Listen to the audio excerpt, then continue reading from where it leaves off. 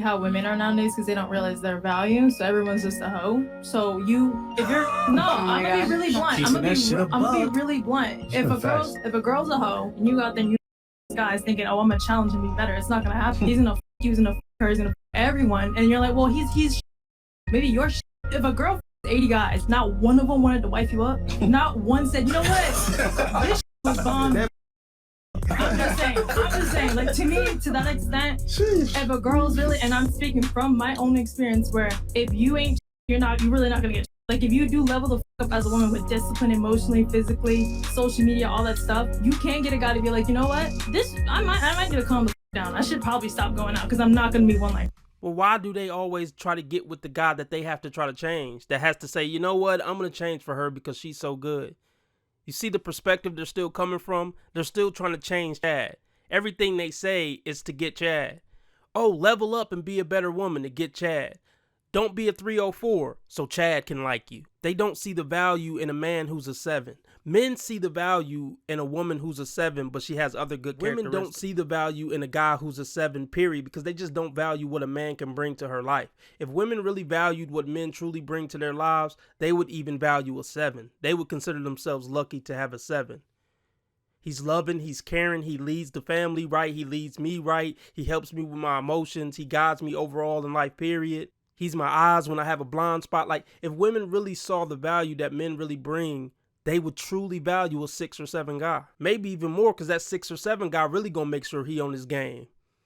Because he don't want to lose that woman who's, an 8. How many men were around us? How many cars have stopped here?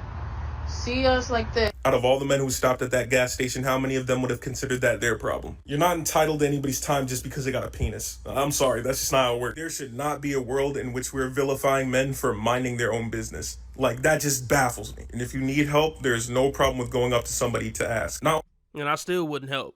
If I'm being like, no, I got something to do, sorry. It's not my problem. Actually, I would be quicker to help a guy who was in a bind. Women don't appreciate it because they expect it. I mean, that video showed it. They feel like they're entitled for a random man to come help them. So what does that mean? When you come and help them, they're not going to appreciate it. They probably won't even say thank you. So no, I'm good. I'm in a rush. I got to go. not only do you have a cell phone in your hand, which is a library for infinite knowledge, you can learn anything you want to in the span of 15 minutes. You could also call someone you know if you really needed help. But sitting around whining about random motherfuckers who are minding their business, like, what are we really? What would he have to do for him to get you as his girl? Oh, that's hard because we're friends. We've been friends for so long. We wouldn't burn it like that. No, we're friends. Shit, that's what she said. Why would you be buddies and pals with a chick like this? I mean, she's attractive. I would never be a pal with an attractive chick. What's good? You like me or not? You trying to do something? You trying to get with me? You like me like that or not? If not, I'm going on about my business. Can you imagine walking around with her pretending like you actually like her personality? Pretending like you actually care about all the frivolous stuff she's going on about? And what, is she telling you about the guys that she actually do like, and you got to sit there and be like, oh, for real? Oh, yeah, he does seem like a nice guy. No. So I can't feel sorry for Buddy, man. He should have never been friends with an attractive woman anyway. It's a hard lesson you're going to have to learn, man. I always thought I would be 30 forever. And then you find out, gee, it is possible to get older. And so my main advice to everybody I meet that's below 60, I say, for goodness sake, enjoy it and have fun. I thought there was going to be a better message there. I mean, okay, enjoy life and have fun. Women aren't going to take that advice right. They're going to take it as, oh, I'm 30. I don't need to settle down. I'm going to be 60 one day, so keep being a hoe and partying. But no, women really don't think they're ever going to age. Like a 19, 20, 21, 22-year-old, they really can't fathom ever being older. And it's completely ridiculous. It really hit them like a bag of bricks. And that makes no sense based on just everything they were taught in school and everything they see every day. Like, you see older people, you see older women. You don't think they were 19 before? I feel like a lot of women just think, if I just pretend like certain aspects of reality doesn't exist, then it doesn't. I'll just wait till that time comes. I'm not going to think about the future, or if I should get married and have kids, or what I'm going to do when I don't look pretty anymore and people not giving me stuff just for existing. How am I going to retire when I get to a certain age, even though I only make 40, 50,000 a year? But no, I still don't need a man. If I just keep telling myself that, then it'll be true. You just getting to know shorty and stuff like that. Now she's talking about, hey, can you buy this Chick-fil-A meal for me? You don't got $8? I don't really know you.